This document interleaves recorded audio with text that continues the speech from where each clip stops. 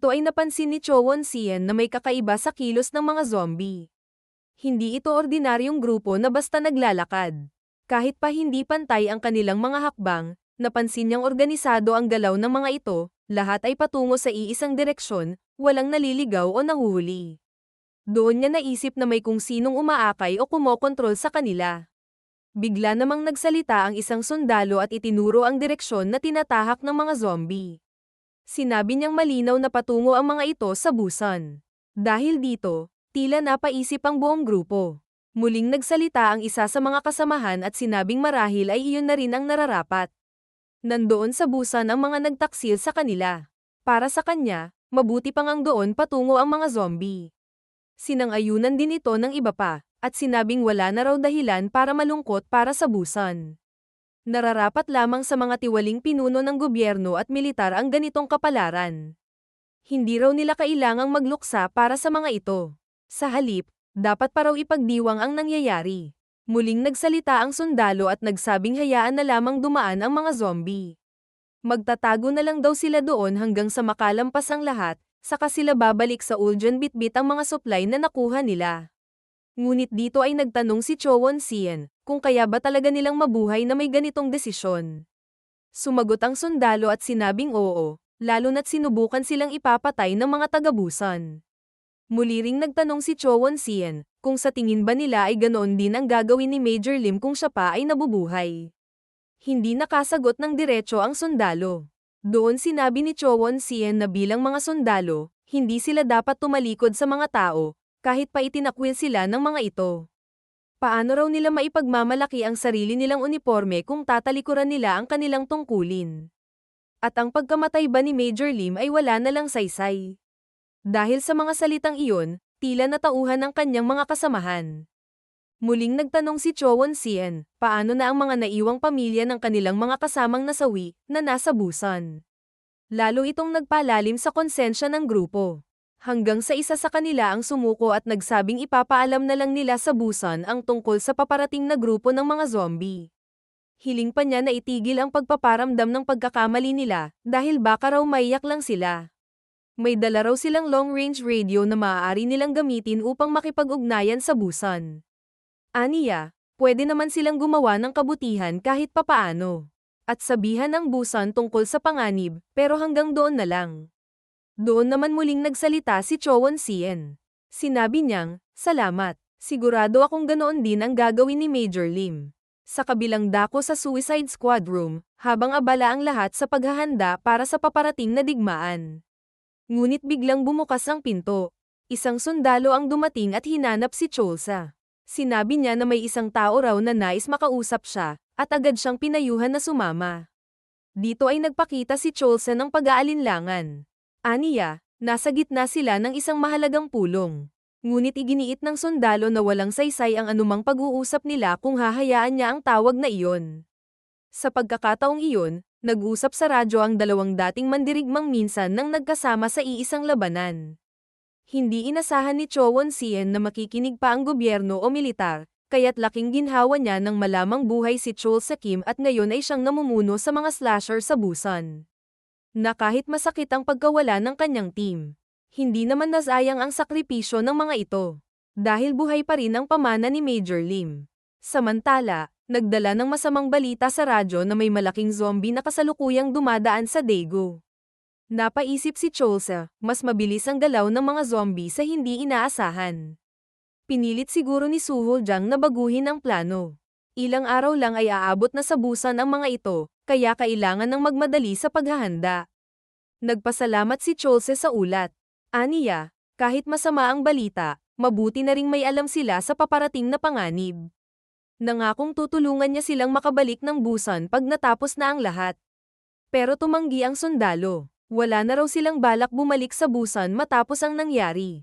Sa halip, ang tanging hiling nila ay protektahan ang mga pamilya ng mga sundalong namatay sa Uljan, iyon daw ang nais iparating ni Cho Won-sien.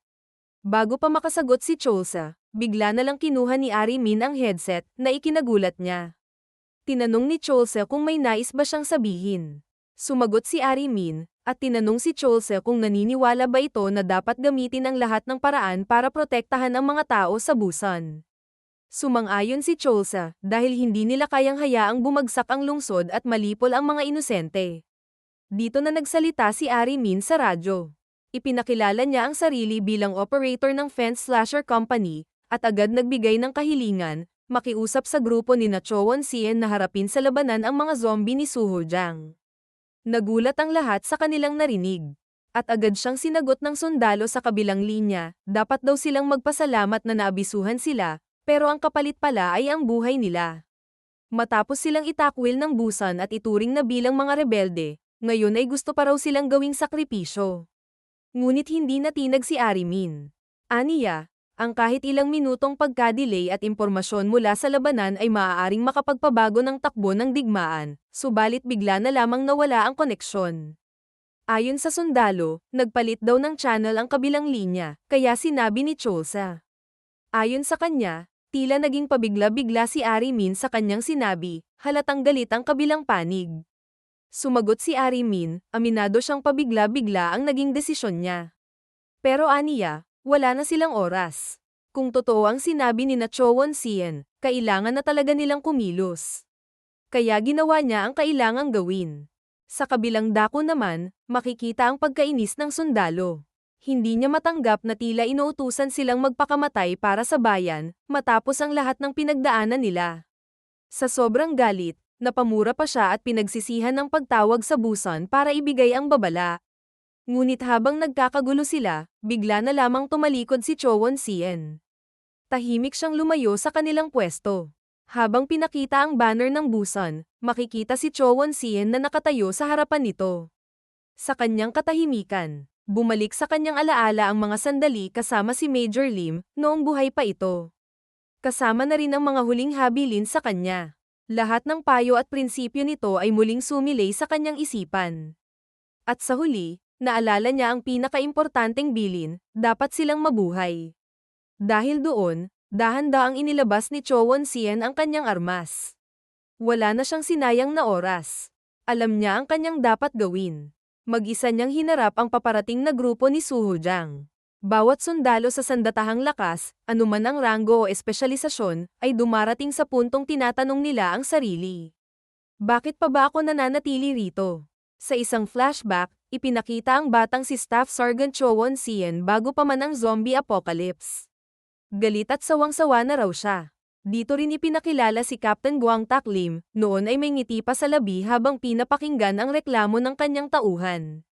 Mainit ang ulo ni Chowon Sien noon, desperado na raw siyang magbitiw sa serbisyo. Wala naman daw siyang pamilyang kailangang suportahan, at kaya niyang makahanap ng ibang trabaho gamit ang kanyang pinag-aralan. Ngunit sabi ni Major Lim, hindi siya magbibitiw. Hindi raw ito dahil sa benepisyo, sweldo, o pagpapahalaga ng gobyerno. Wala nga raw siyang asawa o anak para makinabang sa kahit anong pribilehiyo, at napadpad pa siya sa isang liblib na lugar kung saan hindi siya makahanap ng makakadate. Kaya tinanong siya ni Major Lim, kung ganoon, bakit ka pa rin nandito? Hindi nakasagot si Chowon Sien. At doon ipinaalala sa kanya ni Major Lim, hindi dahil sa gantimpala kaya siya nananatili, kundi dahil sa pananagutan. Isang pag-ibig na hindi sinusuklian. Tinawag niya itong one-sided love para sa bayan.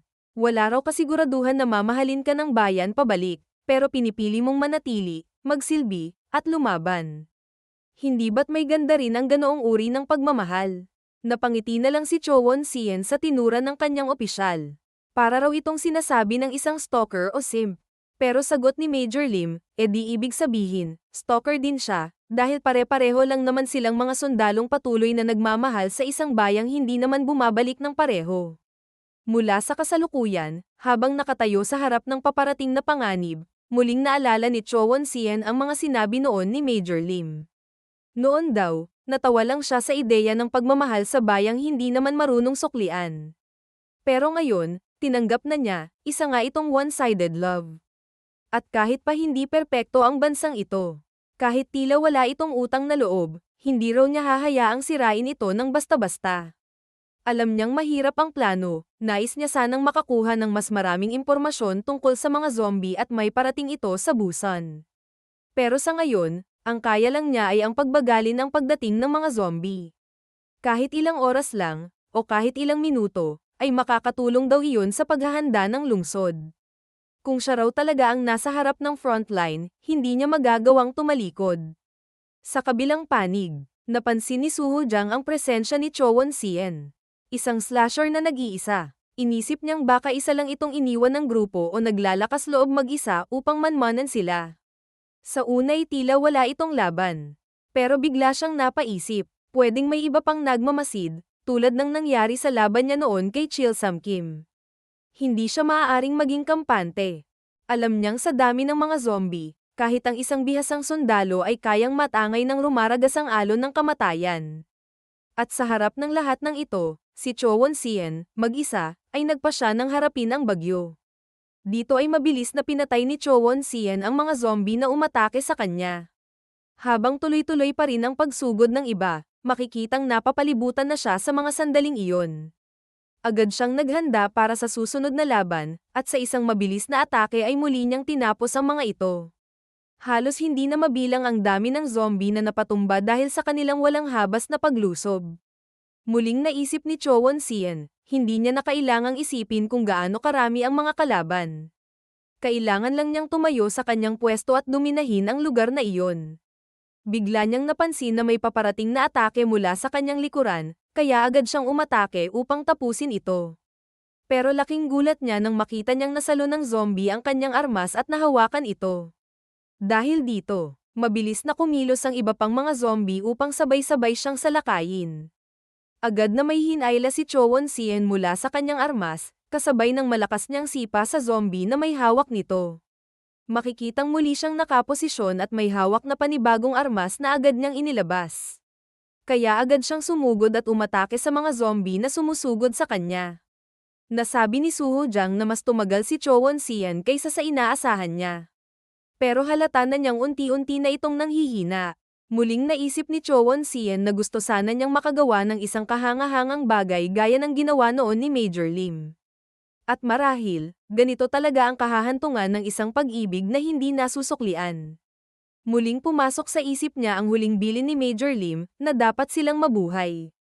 Pero ang nasabi na lang ni Cho Won-sien sa sarili ay, malapit na siyang sumunod. Bigla na lang siyang napatigil nang makarinig ng malakas na ingay.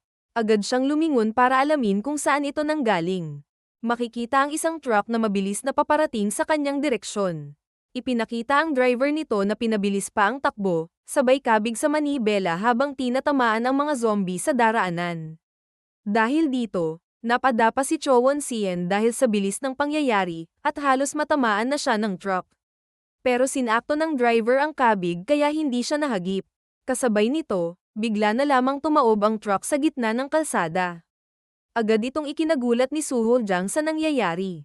Kahit si Cho Won-sien ay naguguluhan din sa mga nangyayari. Biglang bumukas ang pinto ng truck. Bumaba ang isang tauhan at galit na nagsabi, "Nagsisimula na akong magsisi sa ginawa ko." Dito ay makikitang dumating ang kanyang tauhan. Habang nagpapatuloy ang pag-atake ng mga zombie sa kanila, narinig ng sundalo na may kalaban sa kanyang likuran.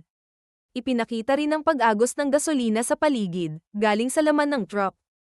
Agad na sinindihan ng sundalo ang kanyang lighter. Kasabay nito, itinapon niya ito sa direksyon ng truck habang sinasabi, "Busan ay isang demonyo. Pero nandito ako para lumaban para sa'yo, Sergeant Sien, at para sa mga naiwang pamilya ng mga kasamahan nating nasawi sa Uljen." Isang malakas na pagsabog ang sumunod.